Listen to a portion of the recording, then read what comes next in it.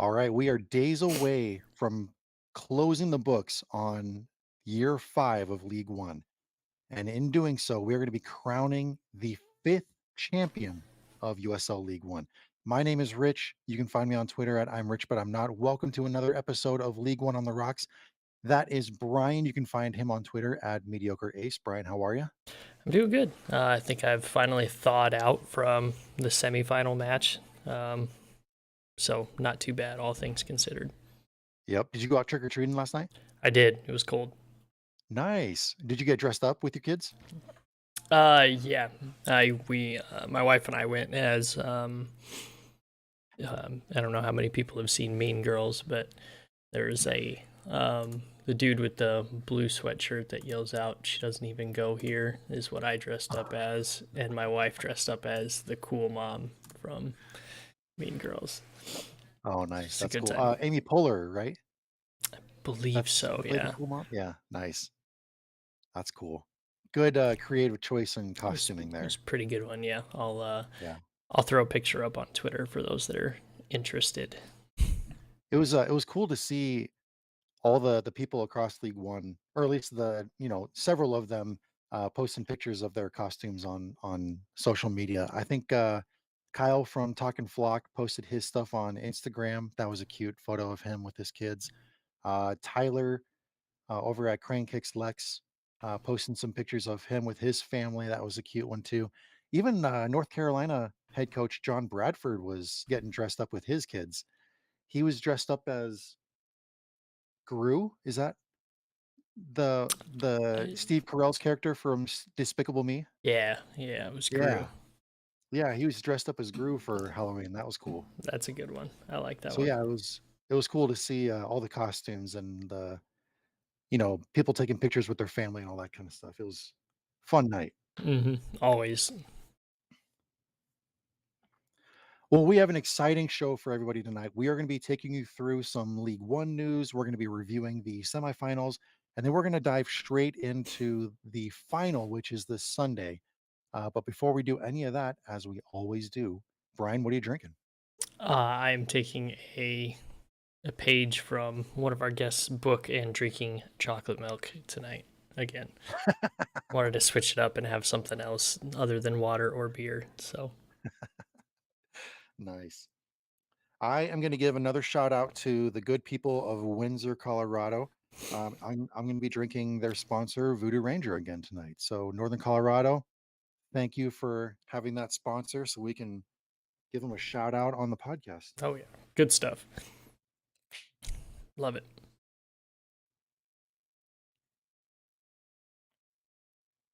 All right, let's get into some League One news. We got quite a bit. We do. So the first bit of news comes out of Cary, North Carolina, because North Carolina FC signed a multifaceted partnership with Liga MX's Monterey. And Monterey is a big club within Liga MX. So having that partnership is actually a really big deal. And I'm taking these words straight from the press release that was released on the both the club website and the league website. Says here the clubs will share knowledge and resources to create a powerful pro pathway, as well as a targeted pathway for certain Monterey players to join NCFC's first team. As well, they are going to create a best practices program for coaching development programs between technical staffs of both clubs. And then we got a quote from John Bradford in the press release saying, "We're extremely excited about this partnership and look forward to learning from and growing with a prestigious club like Rayados." That's Monterey's nickname. Their soccer knowledge and prioritization of player development will be a huge asset to our club, and players from both sides will get major benefits from the opportunities the partnership will present them. And if you didn't believe John Bradford and North Carolina's devotion to player development from our interview earlier this season, this further solidifies their mindset and their ethos down there in Cary. They are all about player development, and this is only going to make that club better. Yep, definitely.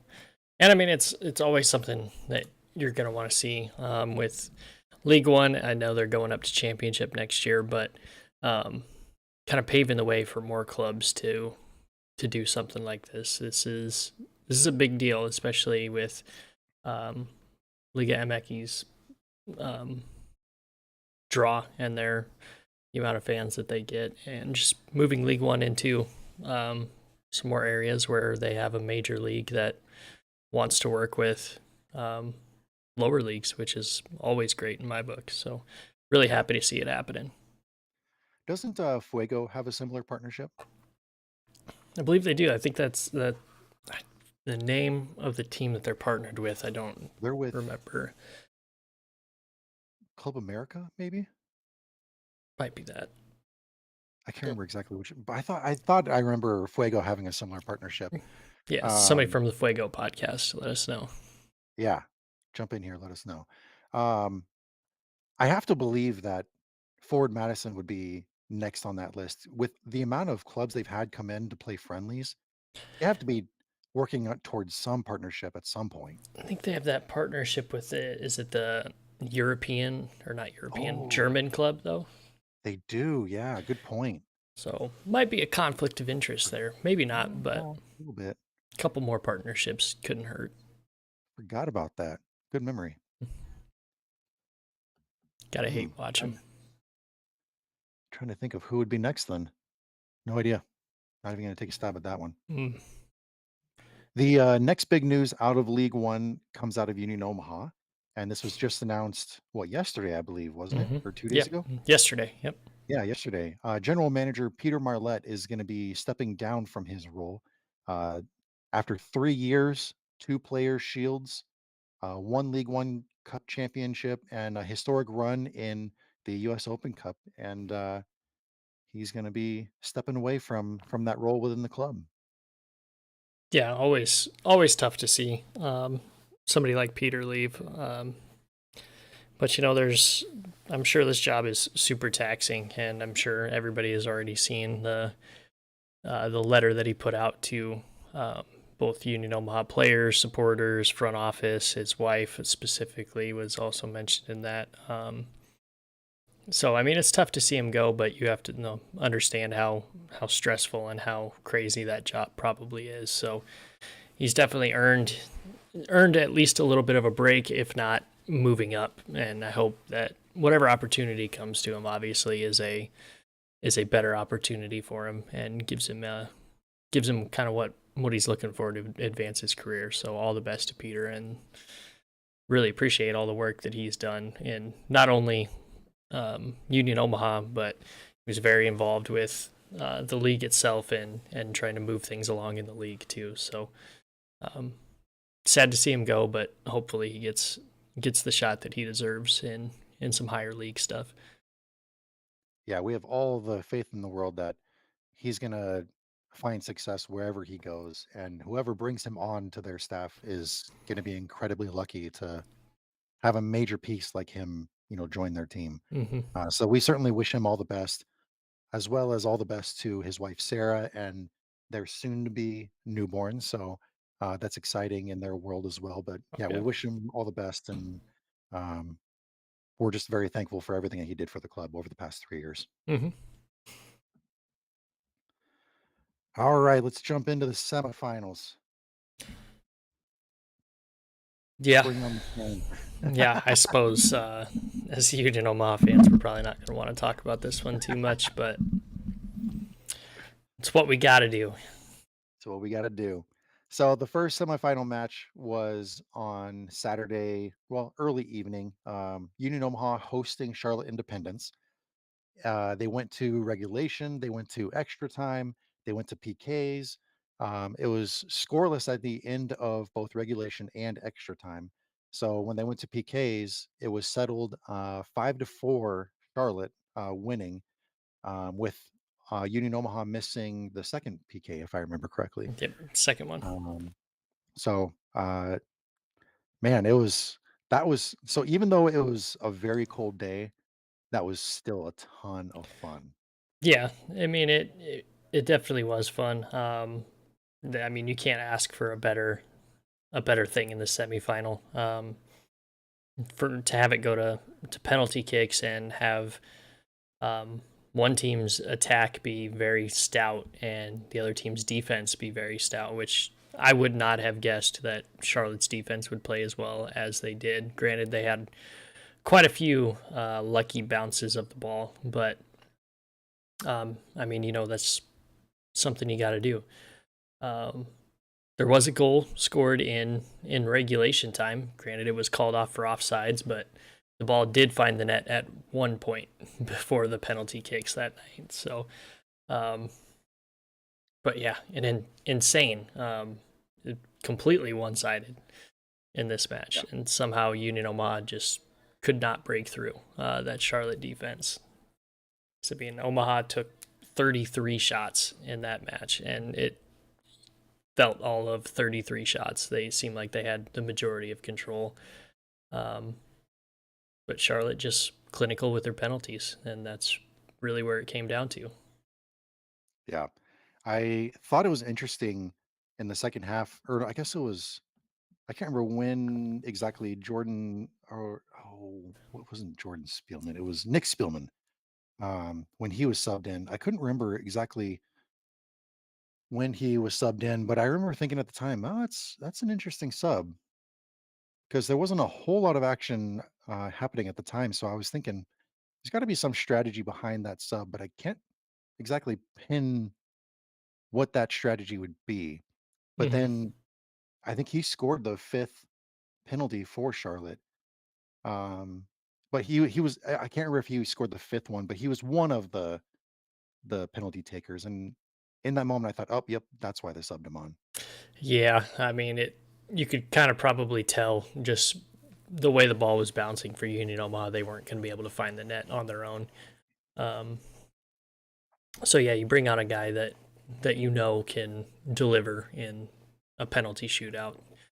Um, Smart move. I mean, honestly, that's one of the reasons why he's coaches in the running for coach of the year. So um, yeah, all praise and props to Charlotte in this match. They definitely earned that W. Hmm. Yep. And it was also good to see the fans at the watch party celebrating.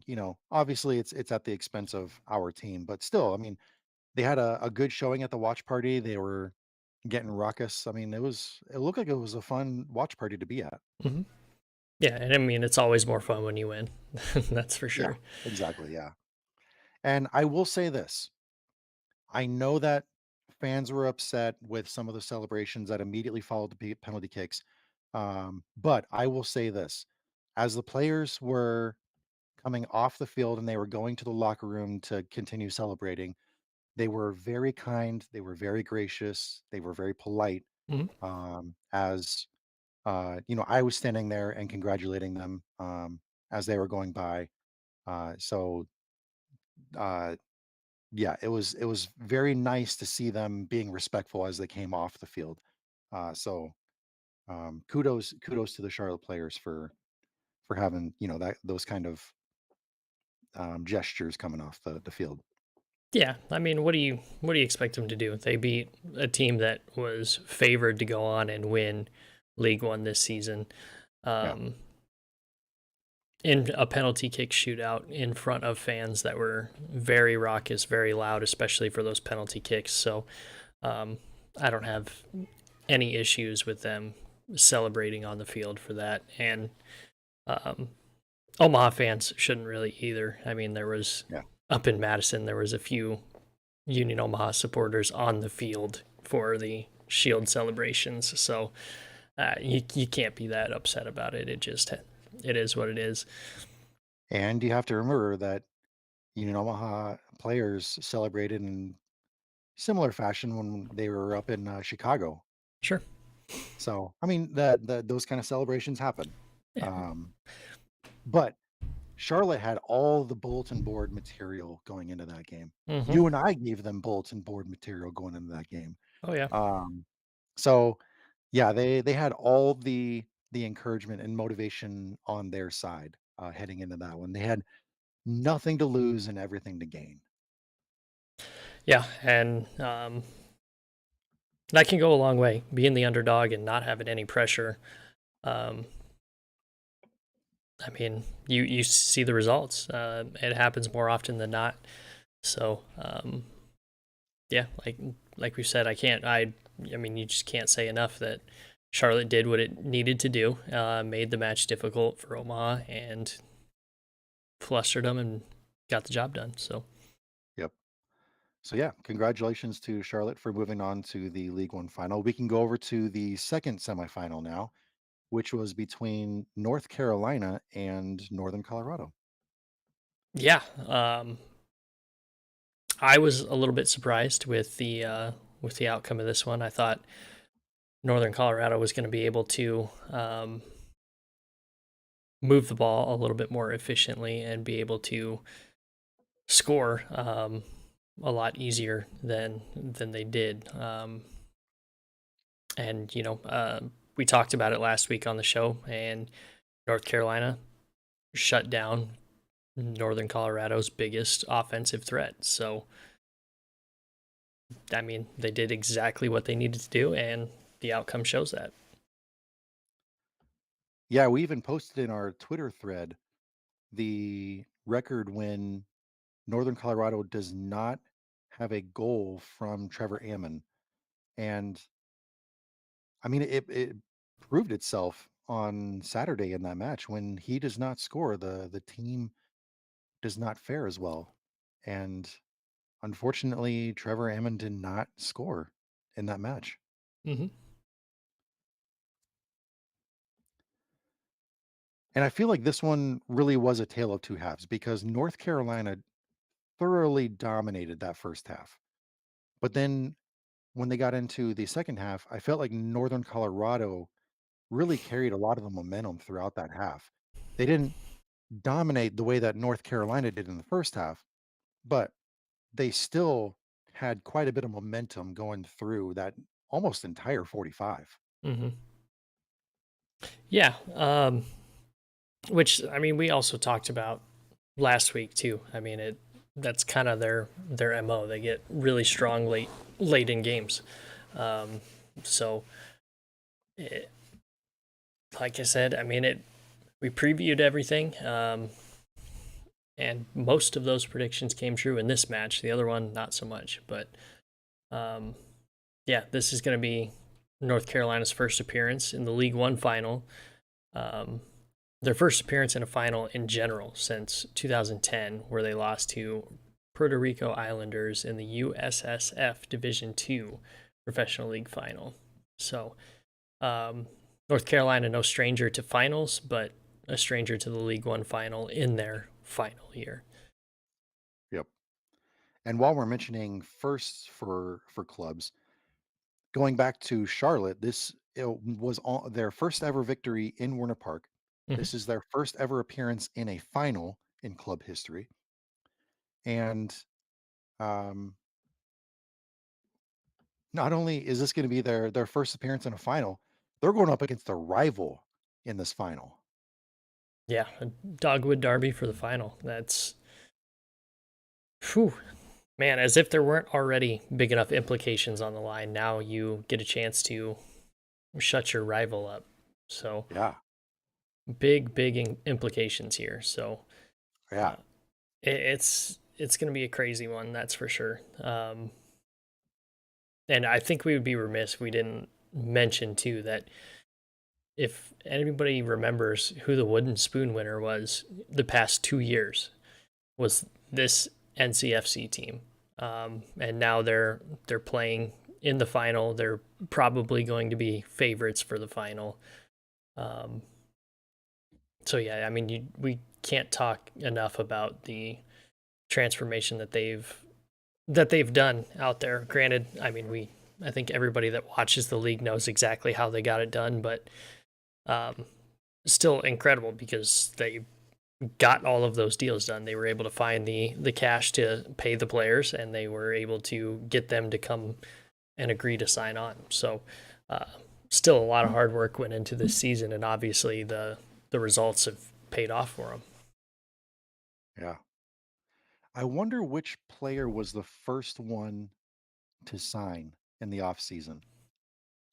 because usually it's that first one that's the toughest, but once you bring in that player, it's a lot easier to bring in the next ones Yeah. because they hear, "Oh, so and so is gonna be playing there? Yeah, I wanna play with him. Let me sign that contract now." Yeah, you'd have to imagine that they kind of gave the players the rundown of what their plan was before the public knew about it. I'm sure they've known for a year or two now that this was the plan to move up to championship. So um, selling that to players, Olex Anderson, Rafa Mensingen, guys like that. I mean, a chance to move up a division with a team you're already comfortable with, it's a win-win for them. Yeah. Yeah, it's gonna be a great final, and it's sad to see North Carolina moving on, but at the same time, um, you kinda have to sit back and appreciate what you're watching in front of you because this battle between North Carolina and Charlotte is gonna be good. Let's go ahead and dive right into this preview. Yeah, let's do it. It's like we're teasing it, but we let's just get into it. So, as all of you I know because you've been watching League One all season, North Carolina finished second place at the end of the regular season. Charlotte finished fourth at the end of the regular season, and um, North Carolina is good at home. We can also say this: Hmm. Charlotte is not so great on the road. We have some stats to prove that here too. Yeah. Yeah, I mean, if you sit and look at North Carolina's home record, 8-4-4 on this season, um, so that's best for fourth in the league at home, and Charlotte away 3-6-7, so double the amount of draws and wins, or draws and losses over their wins away from home. Granted, this is also can probably be thrown out because it's a final. It's a one off. It's a derby.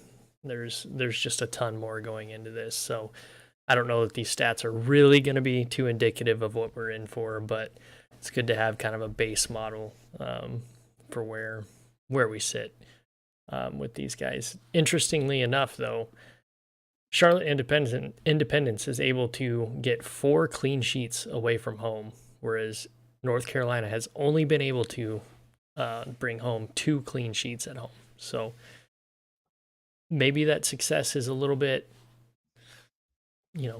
jaded here with their defense not being able to produce more clean sheets like you would think they would.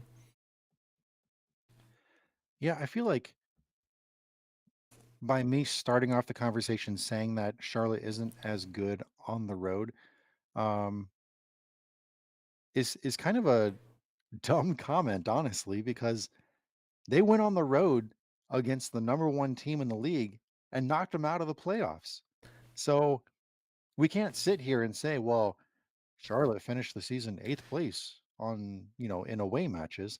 No, they finished the season in fourth place and they won their first match in the playoffs at home, and they went on the road against the top ranked team in the league, the heavy favorites in that match, Hmm. and took them down. Yeah. So we can't sit here and say, well, Charlotte's not as good on the road. No, you cannot sleep on Charlotte. This is a good team. Hmm. Yeah, and I think we said that coming into the playoffs too. Yeah. They were in fourth place for a reason. They were probably the most consistent end-to-end team this season. They didn't go through the really hot and cold spells like all the rest of the teams. They stayed around that fourth spot for the majority of the season. So I think that definitely helps them. Consistency will help you in the playoffs because you know exactly what to do, what each guy is going to do. You don't have to kind of figure that out as you go along. So that's definitely going to help them in this match for sure because they're going to be heavy underdogs again in this match. Yeah. And I feel like the first third of the season, North Carolina and Charlotte were trading first and second place virtually every week, every other week. Hmm. They were constantly battling it out there at the top of the table. And so when you're talking about consistency, not only was Charlotte consistent throughout the entire season, North Carolina was too. Yeah, and that's what sets this match up to be a really good final. Um, Not only that, they've split the season series. I mean, in week 4, they drew 1-1. Um, they played again in week 10. So a pretty nice little break between, but Charlotte comes out ahead in that one 2-1. And then in week 16, North Carolina comes out and gets one of their clean sheets at home against Charlotte 2-0. So not only are we going to get a Dogwood Derby that is going to decide the champion of the league, we're going to get a Dogwood Derby that decides the champion of the Derby this season. Yeah. And as we look into some of the scoring trends from the regular season, North Carolina has been in 16 matches. So half their season was decided by a single goal. And Yeah. in those matches, they won 11 of them. Now at home, they had a little bit less success. They were 5-3 at home when the matches were decided by one goal. Hmm.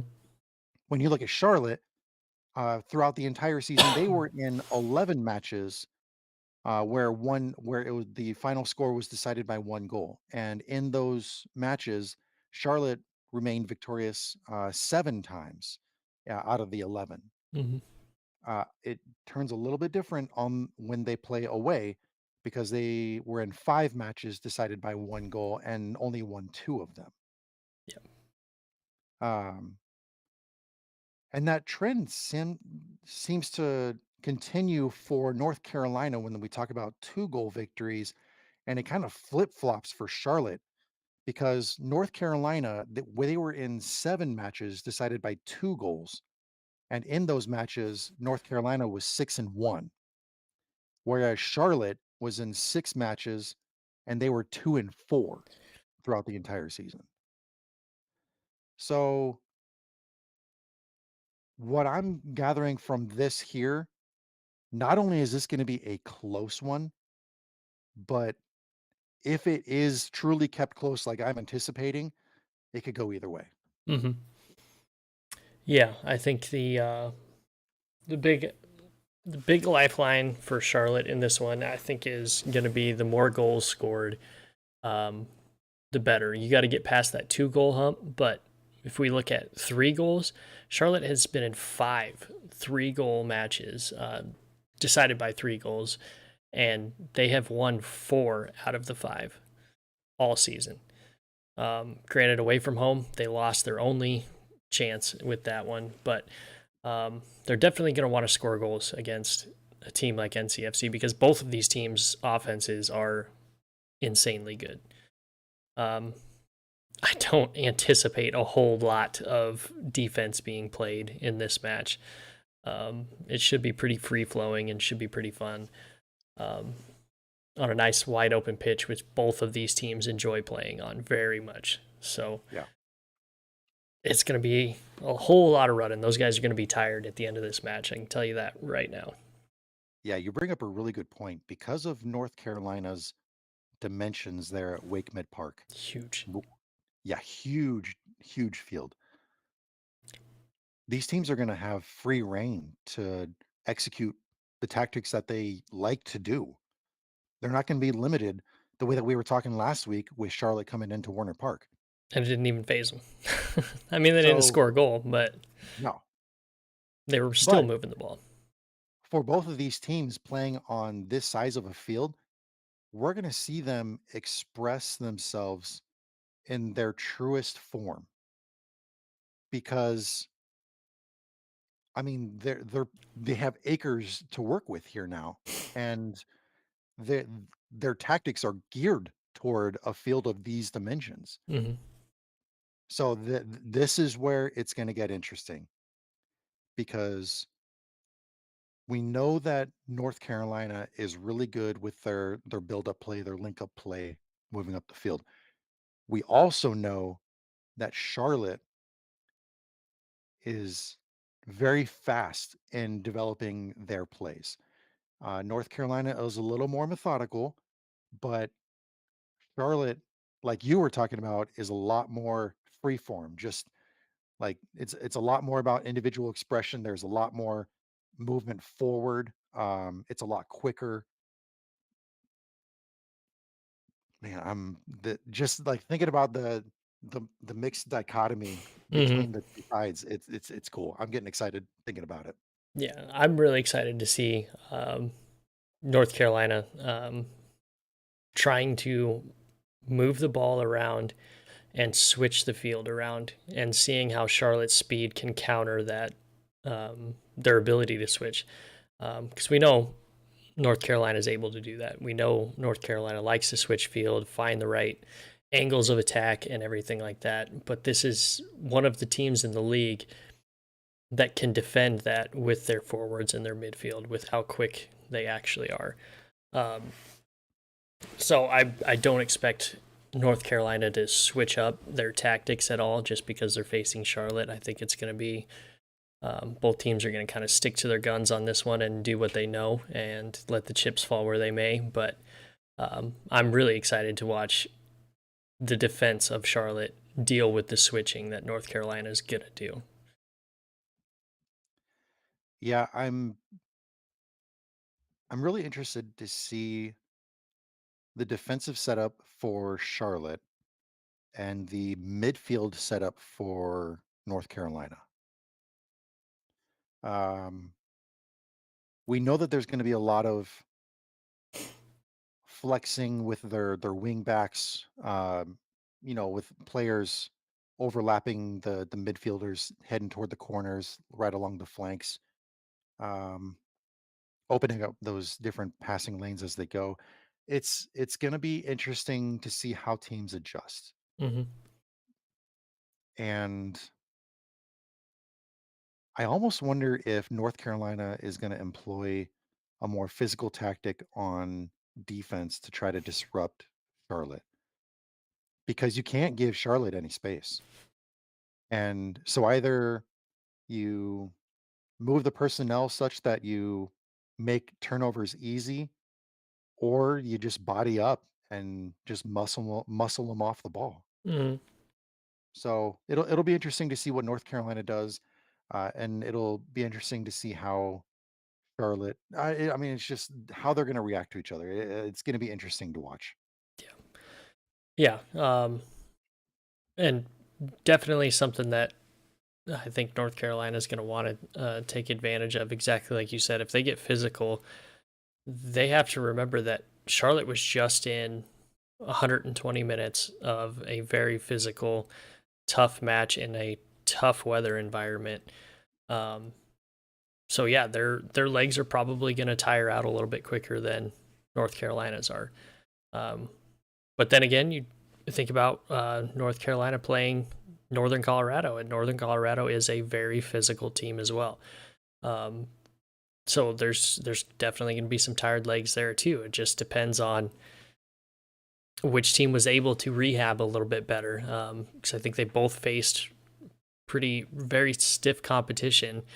Um, and I think Charlotte may have been on the losing end of that one a little bit, just with weather and extra time. But um, I don't think it's anything that these athletes are going to be able to not be able to overcome, I should say. Um, I mean, they're professional players; they get paid to do this. I'm sure their training staff has been working hard with them. Maybe not cryotherapy. I think they got enough cryotherapy in the 30-degree with 20-mile-an-hour winds here in Omaha. Um, but yeah, maybe some hot tanks or something like that to kind of get the blood flowing back. True. Yeah, there's some good points in there. And you kind of alluded to how Charlotte may have adjusted to travel after that Omaha match. I don't know if you saw on social media, they had a private flight that night that flew them back to Charlotte. Oh no, I didn't see that. Yeah, they did not stay overnight in Omaha. They Yeah, went straight to the airport, got on that private flight, and flew straight back to Charlotte. So travel was not as strenuous on them as it has been on other teams throughout the regular season. yeah, good on them. I mean, this is definitely one of those times where if you've got some extra cash in your travel budget, and I'm sure when they found out they were playing NCFC, they were thrilled because that drops down that travel budget for them. So, Yeah. um, yeah, this will be a nice easy trip for them for the final. Yeah, and, I think Alex was even mentioning over at, League One Updater, I think he was even saying that he was debating whether or not to drive down to Cary for this final. If you are in North Carolina, you have your Saturday plans Sunday, already set. Sunday plans. If you are Sunday night, sorry. If you are within driving distance of Cary, North Carolina, like Alex is, he's in Richmond. If you are in driving distance, you have your Sunday night plans set. Hmm. Go to the final. Yeah, it's going to be a good one for sure. It's definitely going to be worth your time. It's just another frustrating thing for all the teams in the Midwest here, where the East Coast teams get all the fun with all the drivable away days. I wish that we had more of those here. Yep. My parents are in Denver right now, and I was just thinking, man, I wish I could have joined them so I could just do a hop, skip, and a jump to go up to Windsor to hang out with the Linners and Woozers guys. Hmm. Oh yeah, I'm sure they'd show us a good time out there. That's for sure. Yeah. But getting back to the match, so you kind of alluded to this. You raised a really good point in a previous match where you were talking about closing out the first half and starting the second half. Hmm. North Carolina does a really good job of doing this because if you look at their stats, when you look at the goals scored in 15-minute increments, the 15 minutes leading into halftime and the 15 minutes directly after halftime, they have more than half of their goals scored at home in that time period. Hmm. So that's going to be a crucial point for North Carolina, and it's obviously a crucial point for Charlotte's defense. But if you look at Charlotte's offense, the average time of their first goal um, on the road is the 29th minute, which directly correlates with uh, let's see. Oh, never mind. That doesn't line up. Never mind. But North Carolina's first goal scored at home is in the 45th minute, so that lines up with that stat. But what we're saying here is Charlotte strikes early. They are like when you kick off that ball in the first half, your defense better be on their game. They better be focused. They better be ready for what's coming at them. Hmm. They hit you hard. They hit you fast. They hit you early. Whereas North Carolina, they take some time to soak things in, get everything settled up, and then they start attacking you.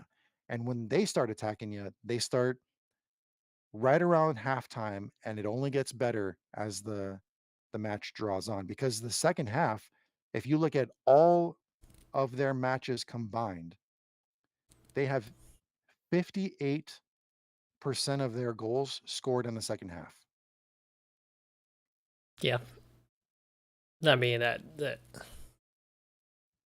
it kind of it tracks if you watch North Carolina's matches. It definitely makes a lot of sense. They wear you down and they're able to figure out your tactics by that halftime mark, and then are able to capitalize on it after going into halftime and kind of rethinking the tactics. So not shocking at all to see North Carolina be so strong coming out of halftime. And I think even just thinking back on the matches with them that I have watched this season, yeah, it tracks. That's seems about right. Yeah. And looking at Charlotte's stats, they give up 54% of their goals in the second half, especially when they're on the road. Yeah. But like you were saying earlier, when it comes to goals scored and all that kind of stuff, when North Carolina scores 2 goals, you can pretty much lock it up. I mean, they're pretty much going to win because throughout the entire season, when North Carolina has scored 2 goals, they have 12 wins, 4 draws, and 1 loss.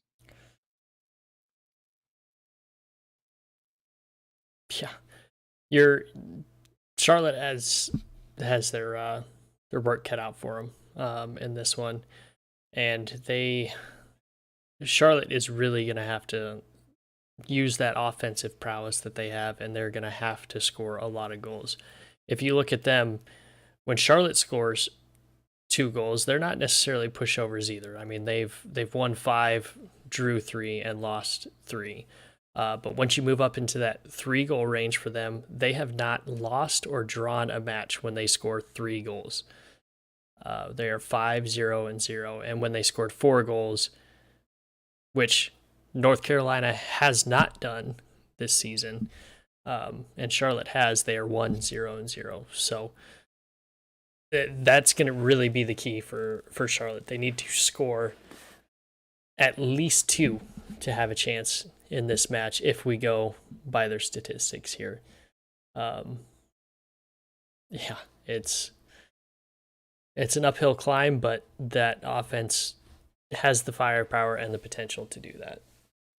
Yeah, if you're North Carolina's defense, you are hoping and praying that this is not one of those days where Charlotte is clicking and firing on all cylinders.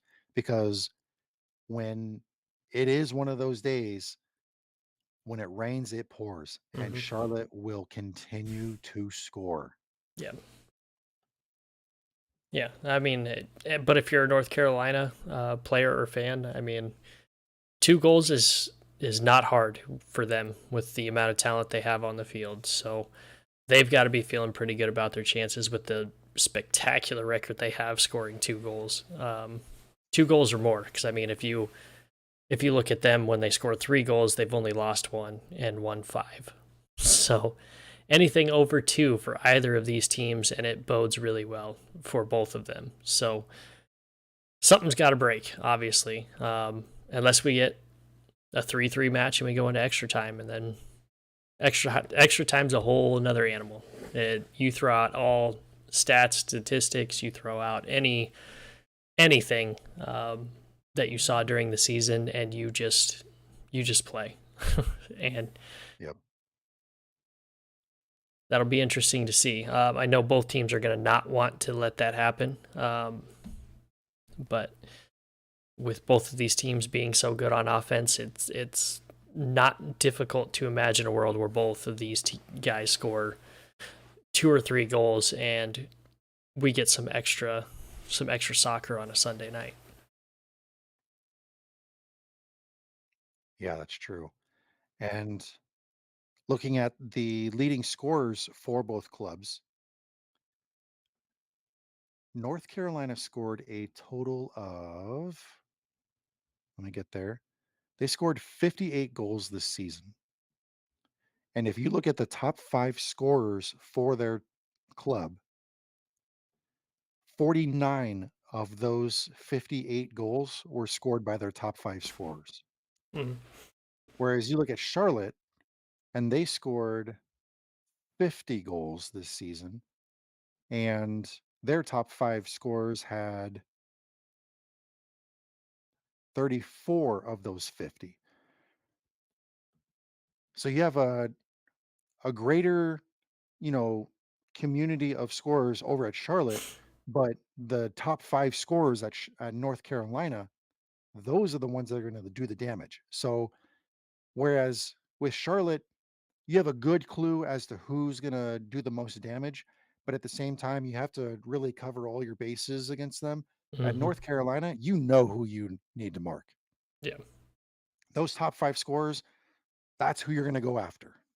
yeah, yeah. And I mean, it's the names you would expect. Alex Anderson, Rafa Menzigan, and Garrett McLaughlin leading for North Carolina, and for Charlotte, Tresser Mbuyu, Dane Kelly, and Joel Johnson.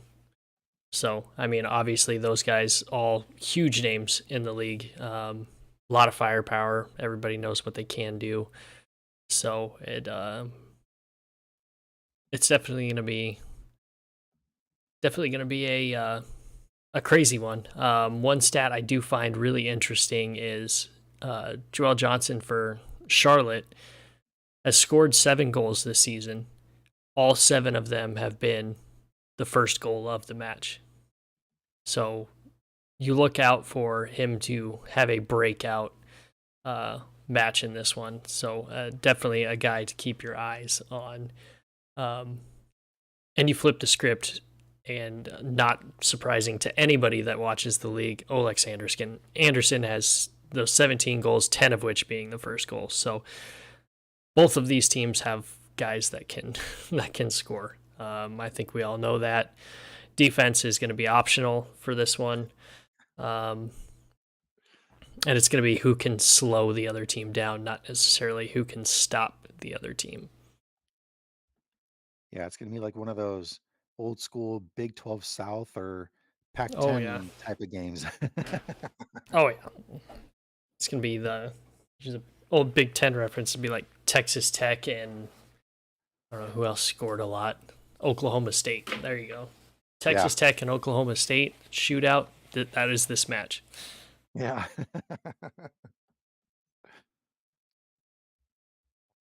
Defense is optional. Yep, that's pretty spot on.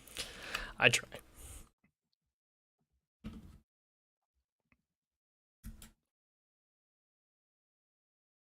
All right. So, I mean, obviously, there's a just had a thing come up. Um, yeah, there's a lot of different guys that can score. I mean, but I mean, you got to have the guys that can get the ball to them as well. And this is where these two teams really even out. We have the assist leaders for North Carolina. First on their list is Garrett McLaughlin with 7. Um, and we're talking about a guy that we already know can assist in both of these teams, and Miguel Ibarra for Charlotte with 7 as well.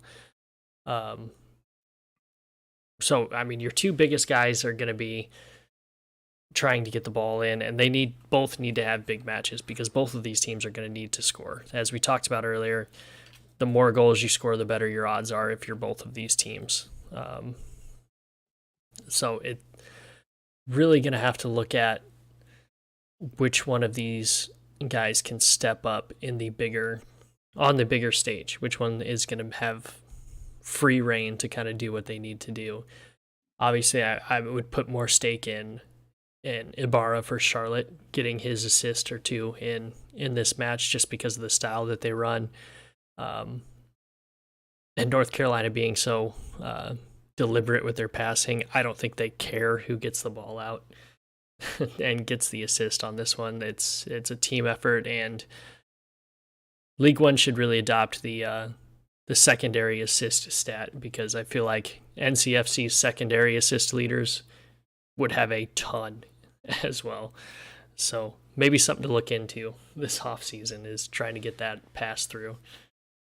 Yeah, the hockey assist. I Yeah. love that. Oh yeah. The second assist. Oh, I love that stat. You might as well give it to him. I mean, it's a good stat, and it kind of paints a better picture of how the match actually went. I feel like you see some of these where a guy gets a little touch on the ball, and then somebody scores off it. But the guy that really did most of the work is the guy that dribbled through 6 guys to get pass in, and then just to have Garrett McLaughlin tap the ball over to somebody and have them score. So Exactly. A little bit of recognition for that invisible labor that we love to talk about. yeah, I mean that's we talk about it on the show all the time. Yeah. We love that. We love the invisible stats. The stats you don't see are the things, and I've been a big proponent on it. It's the extra effort that wins these matches. Um, it's a little bit more apparent with NCFC those extra efforts and extra passes.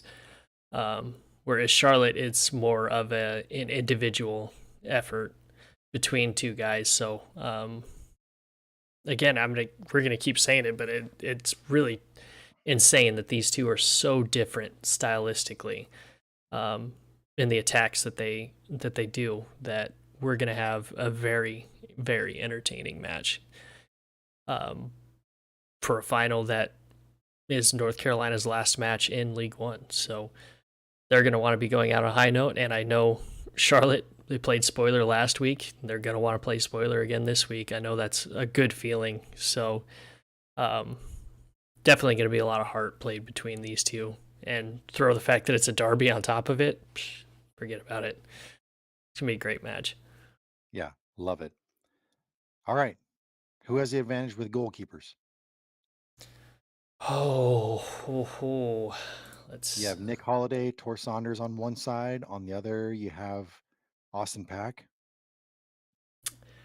I mean, I really feel like you got to go with Austin Pack. I think he's more than proven himself this year, um, in the running for goalkeeper of the year. So I mean, you got to think that the advantage has to go with Austin Pack. 100% agree. I'm right there with you. All right, let's go to defense. Can I say I don't like either of them very much? Again, I mean, and that's not a drag on either of these teams' players. It's just it with how high powered these offenses are. I don't see a whole lot of defense being played in this one. I guess if I had to give an advantage, I'm gonna have to go with the recency bias and say NCFC has the better defense. I think they faced a way better offense than Charlotte did in the semifinal, um, and were able to stop that offense and their biggest weapon from scoring. So, give me NCFC's defense in this one. I love the recency bias because as I look at these two teams and I look at the players that are on them, I may have been leaning more towards Charlotte. But like you said, if you have a defensive backline that can shut out the Golden Boot winner, The runaway Golden Boot winner. run away. Yeah, you're not kidding there. Runaway Golden Boot winner. There's something to be said for that. Yeah. So,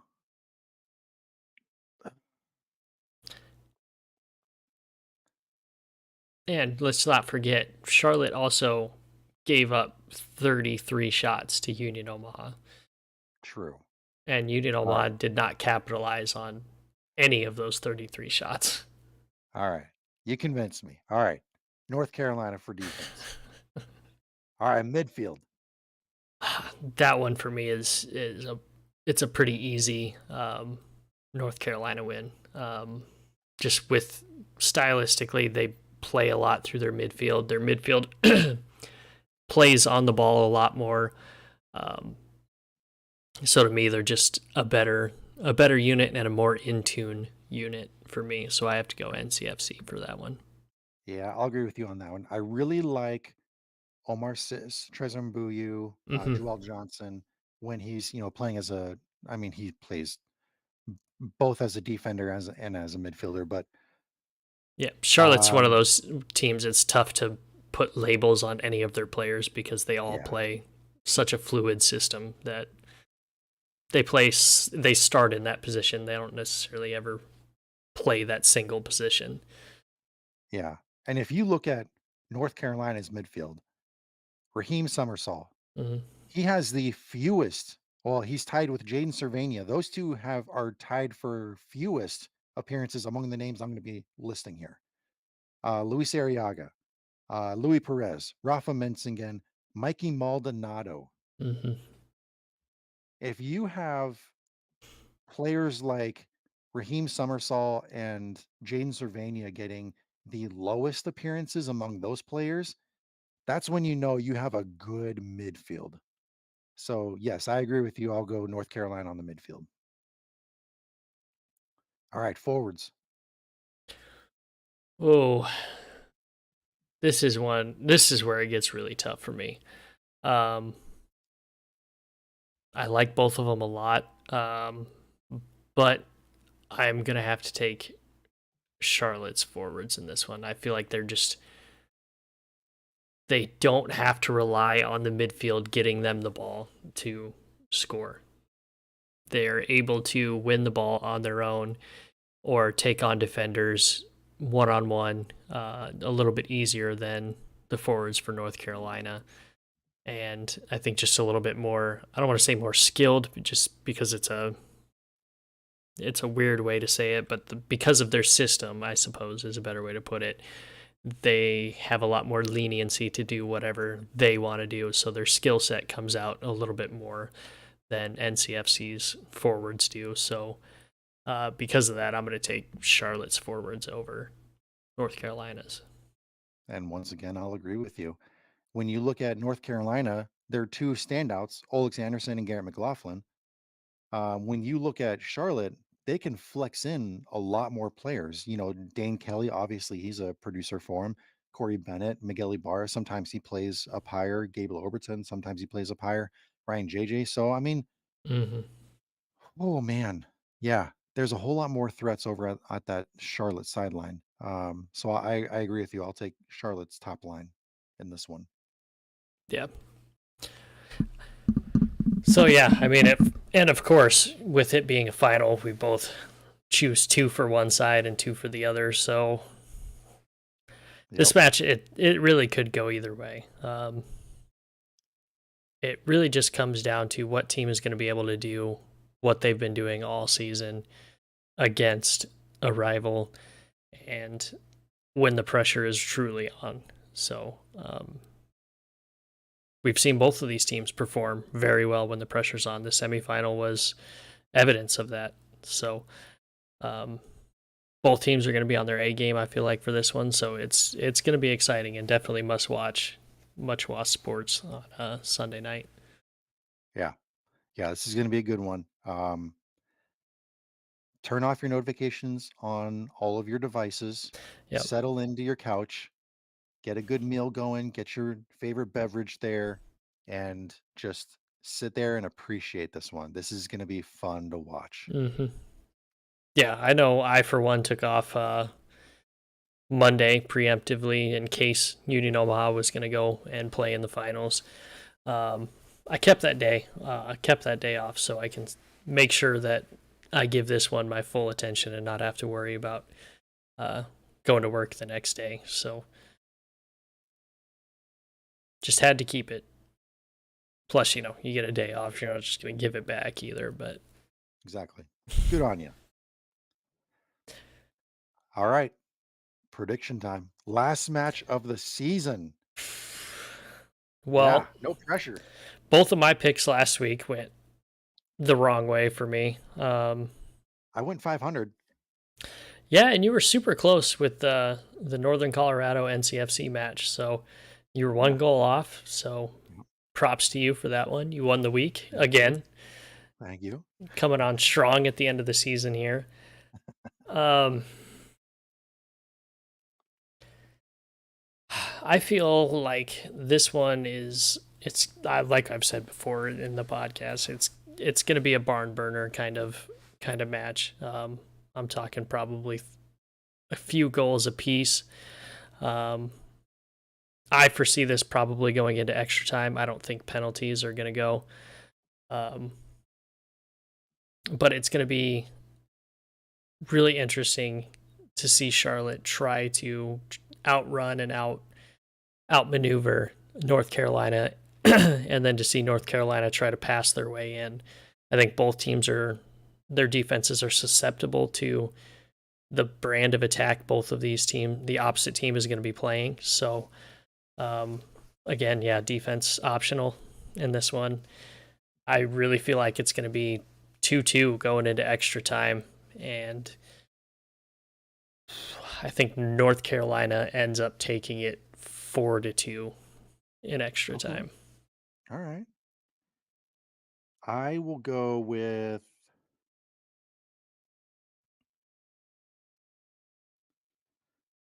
3-2 North Carolina. I really debated about whether I wanted to go with 3-1, but I'll go with 3-2. 3-2 in normal time. Normal time, regulation. Yep. I like your prediction though, going into extra time. Ooh, I mean, all yeah, about the drama.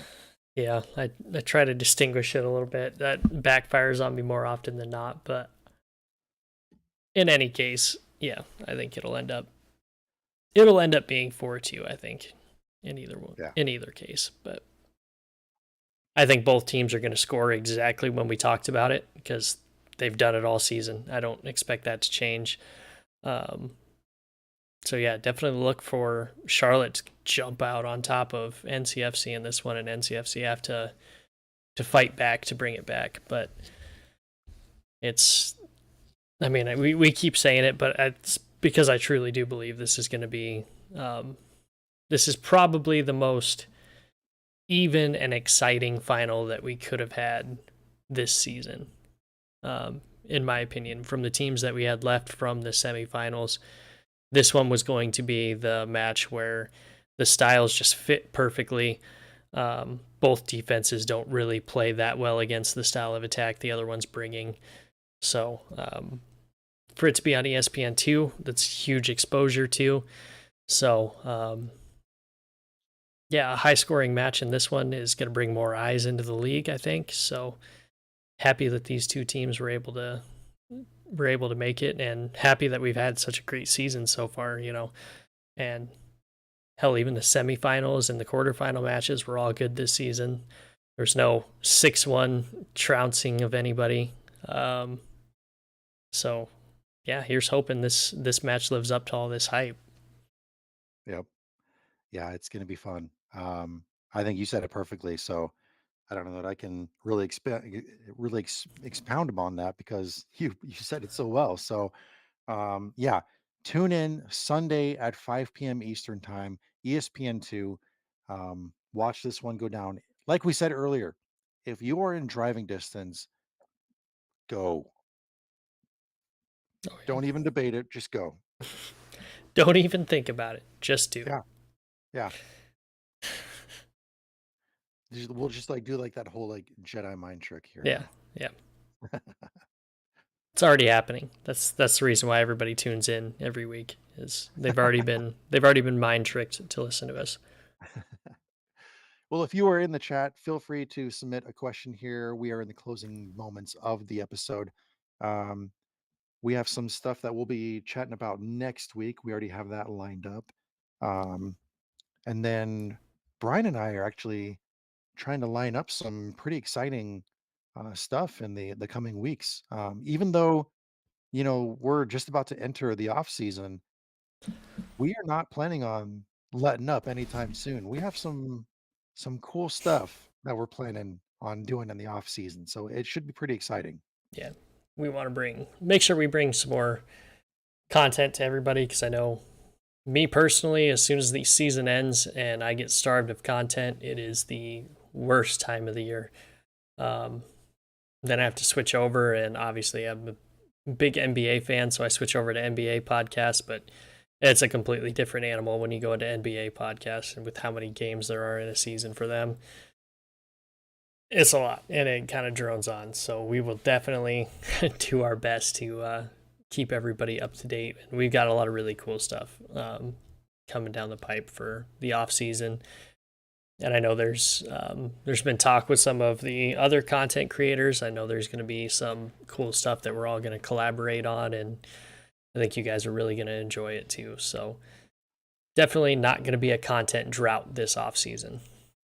I will say this, I absolutely love one of the things I love most about League One is how supportive, we are.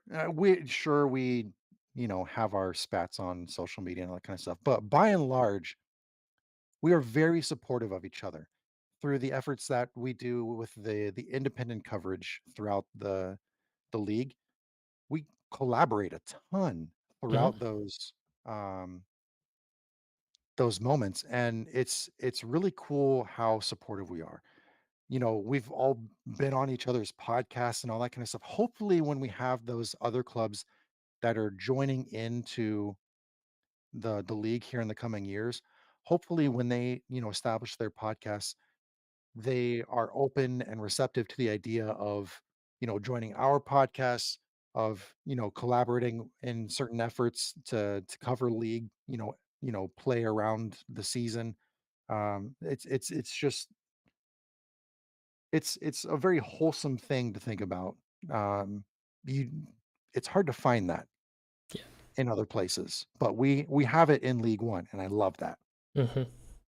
Yeah, it's I I don't know that it happens in a whole lot of other circles. And anytime anybody has questions between any of the people that do podcasts or people that write for teams or do stuff like that, I don't think there's ever been a time where I've been asked a question or I've asked a question where I've gotten anything other than, oh, I would love to help you. So, I mean, exactly what you said, Rich. This is, I feel like it's a rarity. And we kind of put the growth of the league and each other above what the growth of ourselves, I guess. So, really Yeah. cool to see.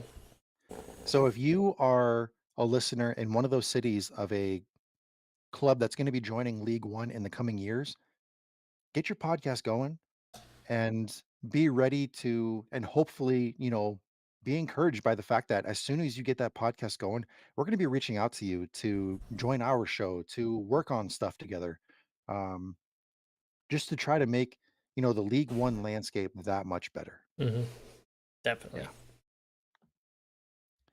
All right. Looking over at the YouTube live stream, we don't have any questions over there. So, um, thank you for tuning in to another episode of League One on the Rocks. My name is Rich. You can find me on Twitter at I'm Rich, but I'm not. And that is Brian. You can find him on Twitter at Mediocre Ace. We look forward to watching this final and we look forward to reviewing it with you next week. All right. Thanks, guys.